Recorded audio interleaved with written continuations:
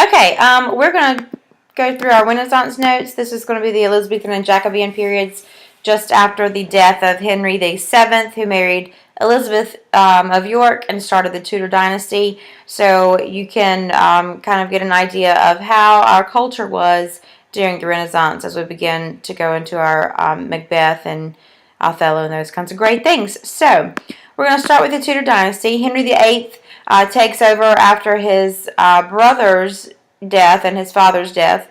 Arthur was supposed to inherit the throne, but he died before his father did, Henry VII, and so he did not make it to king. Before he died, he married Catherine of Aragon, Arthur did, in a sort of a truce with Spain, and their marriage was never officially consummated, according to Catherine and her little lady-in-waiting. Considering that Arthur was only 14 when they were engaged, it's plausible. So because of that, she and Henry VIII decided to marry afterwards, and because that marriage was never consummated to Arthur, it was not considered to fall under the category of incest. So she married Henry VIII. She was about 6 or 7 years older than him. She had a stillborn daughter, then she had a son, Henry, who died about 7 weeks later, and then finally Mary comes along and she sticks it out. So Mary was there, and after several other failed pregnancies, it seemed that Catherine of Aragon could not produce a son.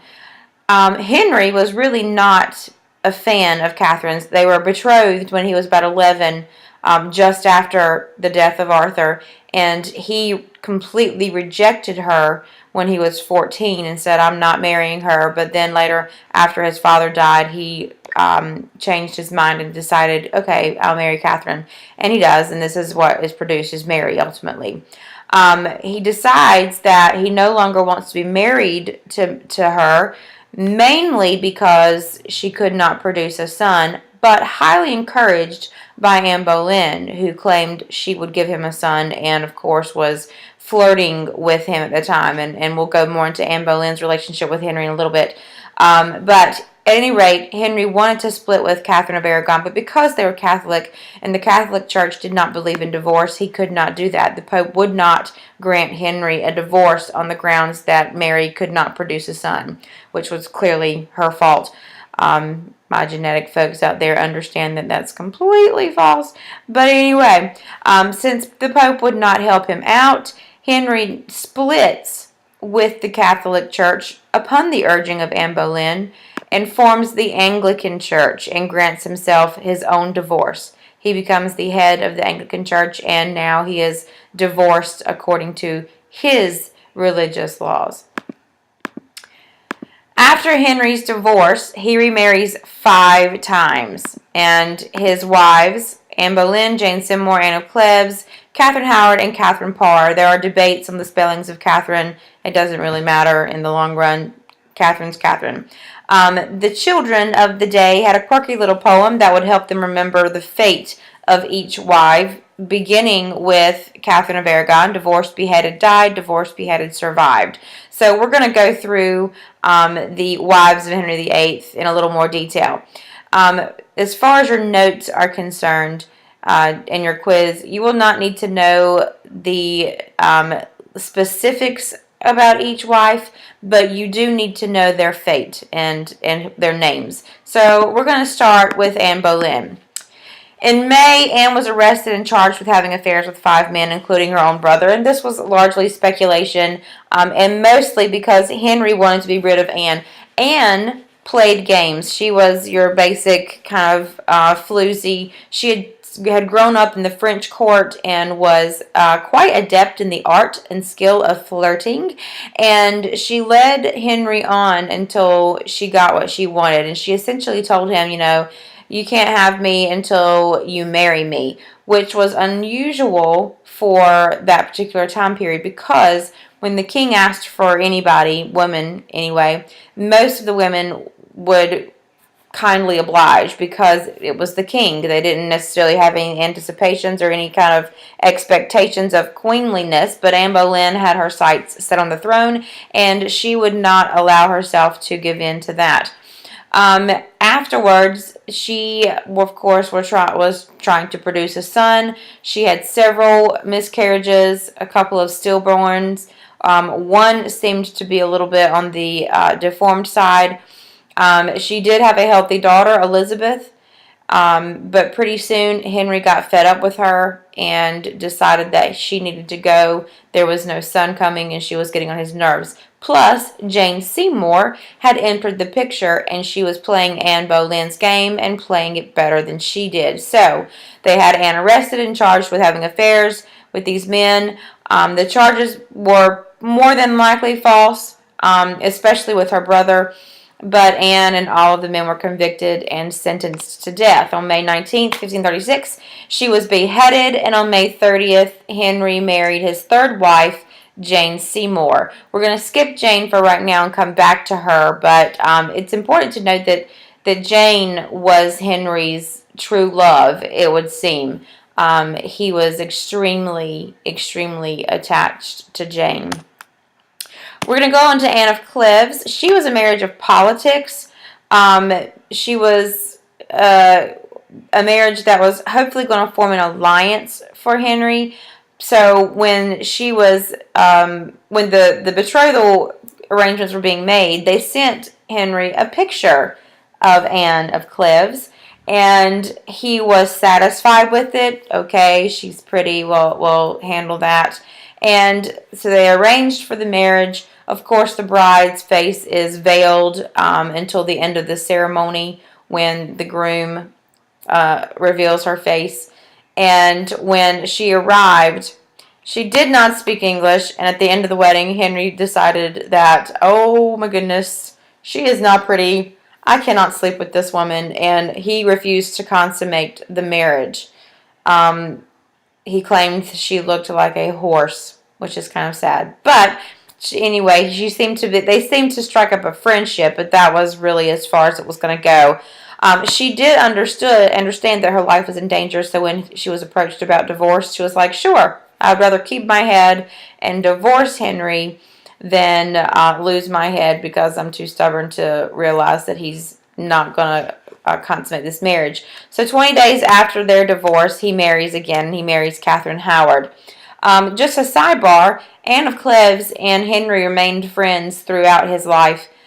He gave her a nice estate, put her up there to live, was consistently affording her luxuries and those kinds of things, and often confided in her and went to her for advice and conversations, personal conversations. So they remained good friends throughout their lives. Okay, this marriage, the fourth marriage, was Catherine Howard. She marries Henry when she is about 15 or 16 when she marries Henry, and Henry at this point is much older than that. She was previously engaged to another man, and while she was married to Henry, she had an affair with this former lover. Of course, they were discovered, and both were beheaded, and the next year he marries his sixth and final wife, who was Catherine Parr. Henry was much older during this time period and ill. He suffered from a jousting accident in his youth that left a gaping open wound on his leg. He was also quite heavy at this point.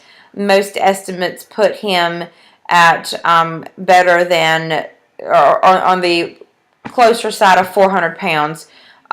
His armor, I want to think that his armor's waistline was about a 48. He was just a very large man. And part of that was because of this leg injury that he had acquired in his youth that just never seemed to heal. Of course, our medicine was kind of, rugged back then. They thought that leaving wounds open and they would consistently remove the scab and try to clean it and pack it and everything else. And it just sort of kept this festering sore on his leg that most people complained about the smell of it. It was just a disgusting, nasty thing. So by the time he married Catherine Parr, she became really more of a nurse to him than a wife. At some point, they had an argument over religious differences, and Henry ordered her to be arrested. And of course, we know how that typically turns out. And so she went to her room crying, and Henry apparently felt compassion and canceled the arrest. It wasn't long after that that he passed away, and she was left victorious with life. She made it through. And so that was sort of how he ran the gamut of his 6 wives. From his first marriage to Catherine of Aragon, he was really good friends. Henry was good friends with Sir Thomas More. Sir Thomas More was greatly opposed to Henry's divorce with Catherine Aragon. Of course, Thomas More was Catholic, and so he did not agree with Henry's divorce on this, and they really kind of butted heads on that. And so, because of that, he had Henry arrested and eventually executed. Henry, while he was in prison, wrote the famous Utopia, and this was his sort of treatise on what a good king does. And if you've ever read any of Utopia, it actually says a good king does, or a good king, and then says what a good king does. And so it was kind of as if Henry was saying, or Thomas was trying to give Henry advice. Listen to me. This is this book. You need to rule in this manner. You need to take care of your subjects in this manner. And it just sort of rubbed salt in that wound that Thomas broke when he opposed that divorce. So his eventual execution led him to be sainted by the Catholic Church, Saint Thomas More, and he became, I believe, the patron saint of marriage. I can't really remember those, so don't quote me on that. Okay. Finally, after Henry dies, he is able to leave the throne to a son. We were victorious in a son with Jane Seymour. She gave birth to Edward. Edward was a mere 9 years old when he took the throne. And so clearly he would be surrounded by subjects. But because of the law of primogeniture, going back to the medieval era, the law of primogeniture states that the firstborn son gets everything. So it didn't matter that Mary was the oldest daughter. Because she was the daughter, just because she was oldest didn't mean anything. Daughters could not inherit. So 9-year-old Edward becomes the king at this point. However, Jane Seymour, who gave birth to Edward, died just in a matter of days after giving birth to Edward from complications to that. So that was the situation with Jane, and of course Henry was heartbroken when she passed away. Because of the circumstances of Edward's birth, he was a weakling for his entire life, and so in 1553 he passes away, and at the age of 11. And the next one in line for the kingship, because they are keeping it in the Tudor dynasty, is Mary I, who is the daughter of Catherine of Aragon. She becomes queen in this particular point.